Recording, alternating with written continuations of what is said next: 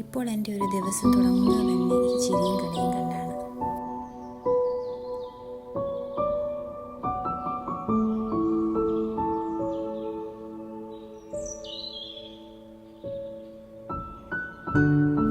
കുഞ്ഞ് സംസാരിച്ചു തുടങ്ങിയിട്ടില്ലെങ്കിലും അവരുടേതായ ഭാഷയിൽ സംസാരിക്കാൻ ശ്രമിക്കുന്നുണ്ട്. നമ്മളും അതുപോലെ പോസിറ്റീവായിട്ടും എക്സൈറ്റ്മെൻറ്റ്